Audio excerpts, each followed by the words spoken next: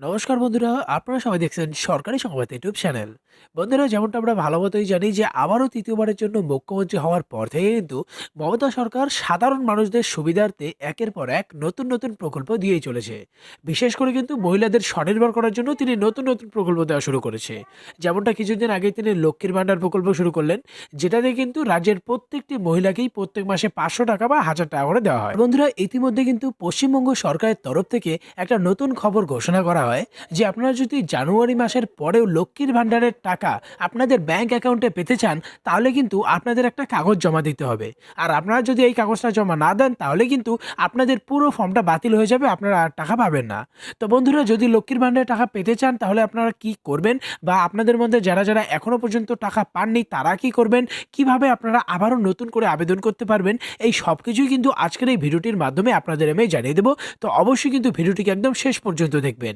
তবে তার আগে বন্ধুরা, আপনাদের কাছে একটা ছোট্ট অনুরোধ করব। আপনারা যদি আমার চ্যানেলে নতুন হয়ে থাকেন, তাহলে কিন্তু সবার প্রথমেই এই ভিডিওটিকে একটি লাইক করে দেবেন।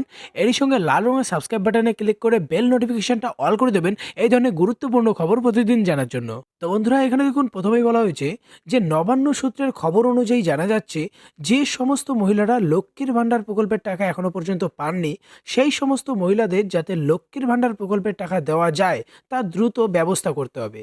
সর্বপ্রথম খুঁজে বের করতে হবে যে যারা টাকা পাচ্ছে না সেই সমস্ত মহিলাদের টাকা না পাওয়ার কারণটা কি। তো এখানে দেখুন তিনটি কারণ হতে পারে যেই সম্পর্কে বলা হয়েছে। এক নম্বরে দেখুন বলা হয়েছে যদি কারো ব্যাংক অ্যাকাউন্টের সমস্যা থেকে থাকে, তাহলে ব্যাংক অ্যাকাউন্টটা ঠিক করে দিতে হবে।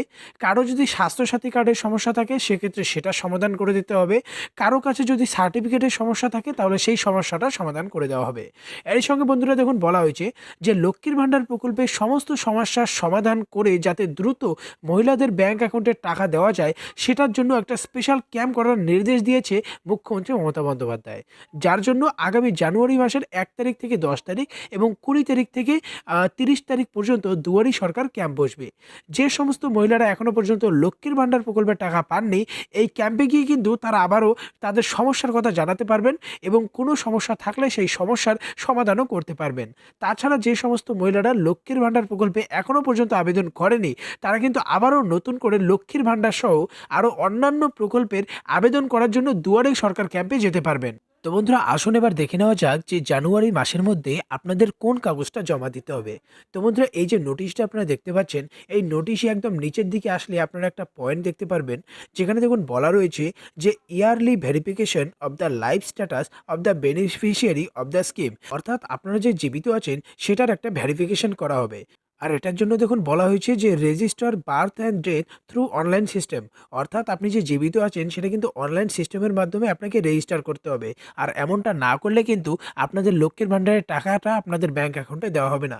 তবে বন্ধুরা, আপনাদের জানিয়ে দেই, এই যে নিয়মটা, নতুন নিয়মটা কিন্তু এখনো পর্যন্ত সরকারি মতে পাশ করা হয়নি।